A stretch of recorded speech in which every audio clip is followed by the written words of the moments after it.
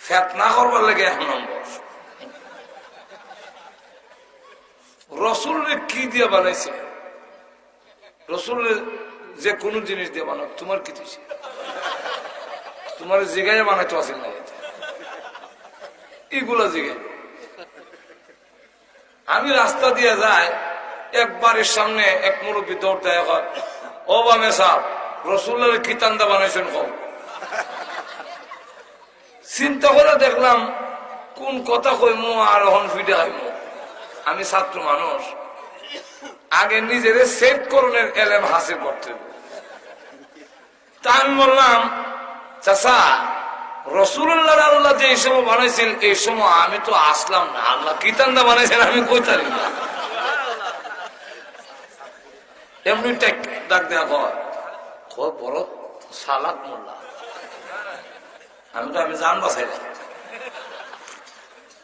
এক লোক মিলে বেনামাজির বিরুদ্ধে খুব ওয়াজ করছে,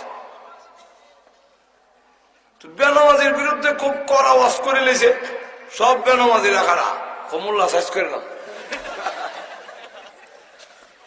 পারলাম, ওয়াজ করে তো বললাম বিপদে। উনি বলেন, দেখো আমি তো বেনামাজিদেরকে বলছি, তোমাদেরকে তো বলিনি। কেন এক তো করি না আমরা বেনামাজি না? তোমরা কি জুমা নামাজ পড়ো না? জুমা তো পড়ি, তাহলে তো তোমরা জুমা নামাজি, তোমরা বেনামাজি না। বেনামাজি রে কইছি। একদল ওই দল বসে গেছে, আরেক দল দ্বারা এখন আমরা জুমাও পড়ি না। তোমরাও বেনামাজি না? আসক্ত ভরি না, জুমা ভরি না, তো বেনামাজি না কেমনে? তোমরা কি ঈদের নামাজ পড়ো না? ঈদের নামাজ তো পড়ি, তো তোমরা ঈদের নামাজি। নামাজি তো তোমরা শেষে লাগাইলাছে, আমি তো বেনামাজিকে বলছি। শেষে কয় আরেক দল আমরা ঈদেও যাই না। তোমরাও বেনামাজি না? তোমরা কি কেউ জানাজা নামাজে যাও নাই?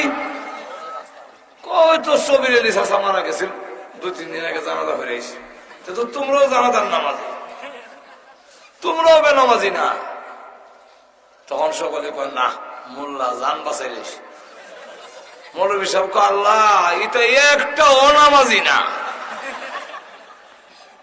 তো এখন দেখা যায় আমরা যেগুলো জিনিস দরকারি না, প্রয়োজন না, ওইগুলো বেশি জিজ্ঞাসা করি। চার দোকানে বিভিন্ন জায়গায়